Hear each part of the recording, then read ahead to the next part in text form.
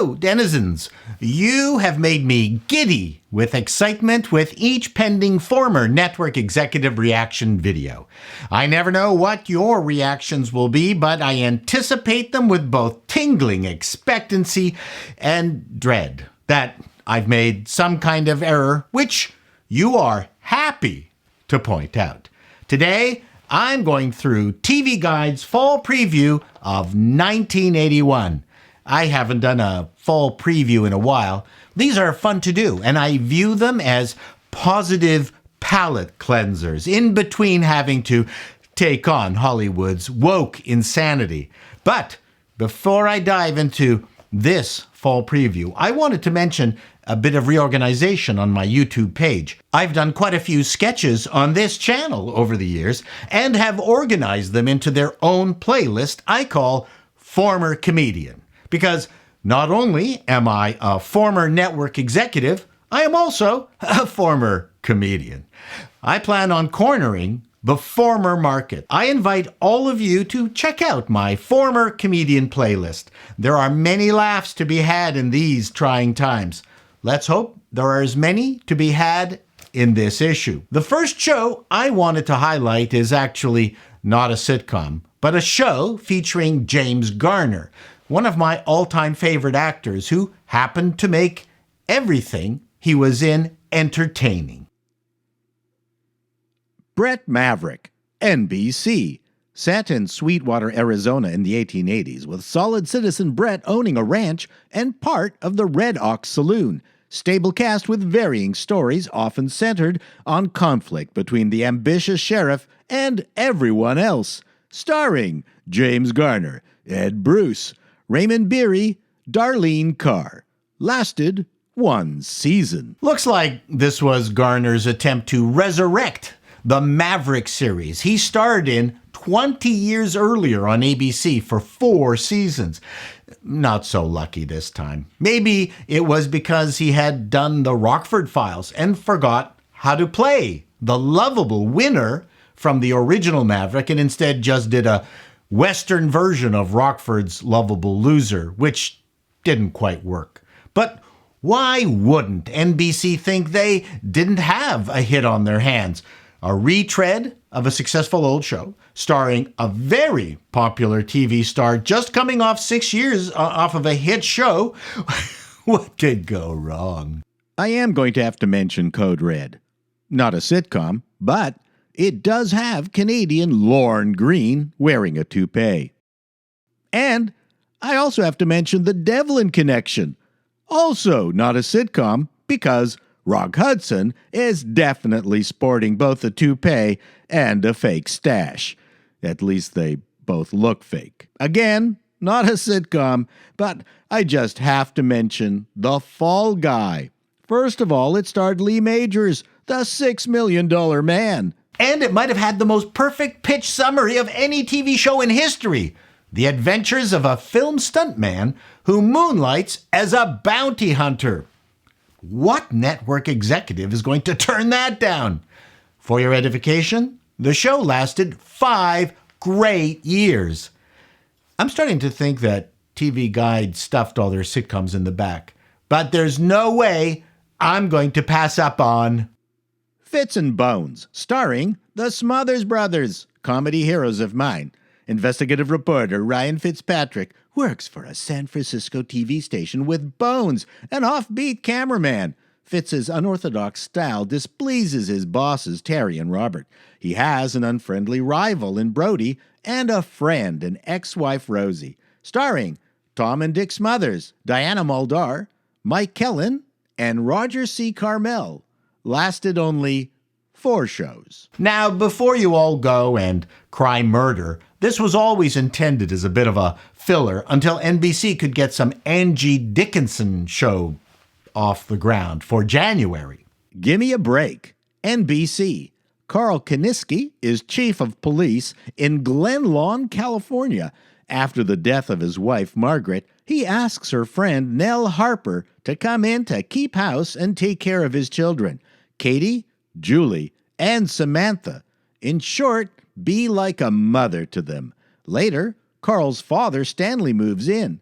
Around the same time, Nell takes in young Joey Donovan and her foster son, starring Nell Carter, Lara Jill Miller, Dolph Sweet, Carrie Mickelson, Laurie Handler. Lasted 6 seasons. Okay, remember when I said, where are the sitcoms in this issue? Well, this was a big one. Much loved, long-running show. Sample episode. Valerie, the girl who married and gave birth at the same time in the Kaniski household, returns with the news that her husband has walked out on her. Nell helps her find a job so that she can support her baby. I never watched this show. Other than Nell, I have no idea who these people were. I have to mention this stinker, King's Crossing. Also not a sitcom, because there you go, a young, fresh-faced Linda Hamilton. A lot less sinewy and much happier looking. Lewis and Clark, NBC. For a native New Yorker, Stuart Lewis has a strange, some would say twisted, ambition. He wants to own a country music club. His wife and kids hate the idea. Despite their misgivings, Stewart moves his family to Luckenbach, Texas, where he bought the Nassau County Cafe, a joint that has had 9 owners in the last 6 years and sports a sign that says, always under new management. While his sidekick Roscoe Clark stands by, Stewart lets fly one-liners and bad puns. Starring Gabe Kaplan, Gulch Kook, Eileen Graff, and Michael McManus. Lasted only 13 episodes. Could not find a single sample episode description. I remember very little of this show beyond the onslaught of absolutely horrific jokes by Gabe. Love, Sidney, NBC. A middle-aged gay artist shares his New York apartment with a single mother and her little girl. Starring Tony Randall, Swoozie Kurtz, and Kaylina Kiff. Lasted 2 seasons. There was a lot of buzz around this dramedy. It was very much a toned-down version of the television movie because of the usual fears of showing an openly gay character on TV in 1981. And by fear, I mean the kind of backlash advertisers feared at the time. The backstory of Sidney being miserable and bitter due to the death of his lover, I don't recall being elaborated on in the show. The title was clever. It wasn't Love Sidney as in We Love Sidney. It was Love, Sidney, as if it was his final salutation to the person he loved. Mom and I loved this show. Maggie, ABC. This comedy found humor in the everyday lives of housewife Maggie Weston and her family who live in Dayton, Ohio, starring Miriam Flynn, James Hampton, Billie Jane, and Doris Roberts. Lasted 8 episodes. Maggie was the brainchild of suburban humorist Irma Bombeck, whose writings hugely influenced my love of wordplay. Unfortunately, her one-liners did not translate in this TV show. Mr. Merlin, CBS. Merlin the magician is alive and well and living as an auto mechanic in San Francisco. Upon orders from his voluptuous boss, Alexandra, Merlin attempts to train his teenage employee at the garage, Zach, as his heir apparent. Most of the show's comedy comes from Zach's inexperience with his powers and the character's attempts to keep Merlin's identity a secret, starring Bernard Hughes, Clark Brandon, and Elaine Joyce. Lasted 1 season.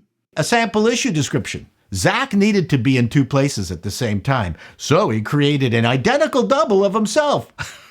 What he didn't know was that he created an evil version of himself.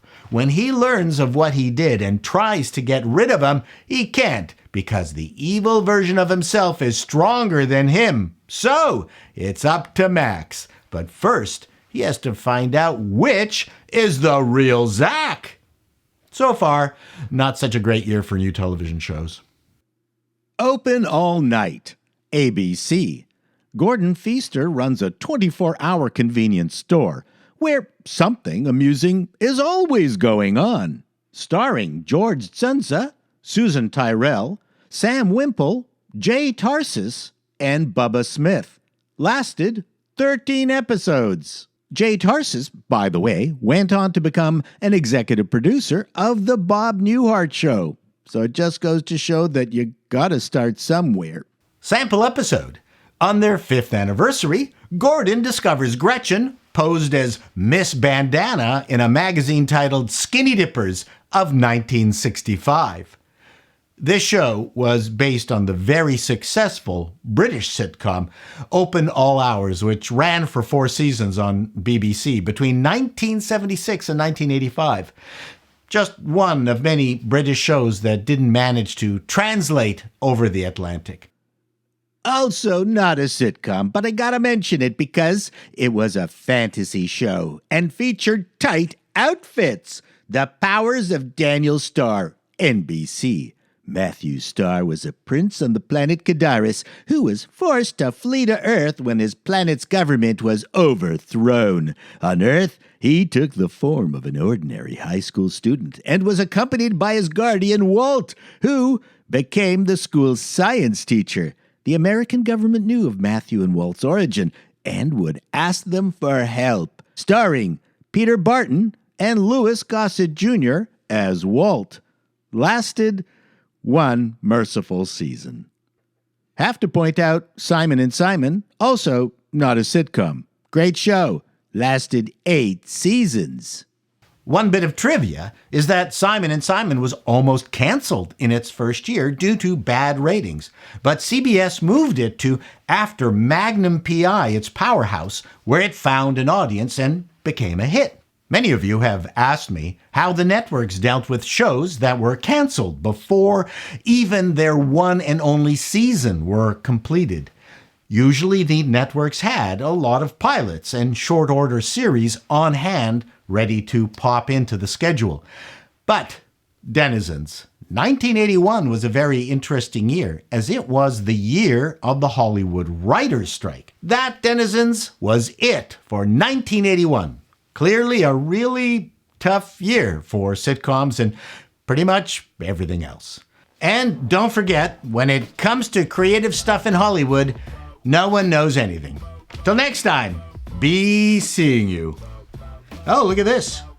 I can get a Panasonic 45-inch diagonal one-piece CinemaVision television. Wow, that looks like a good deal.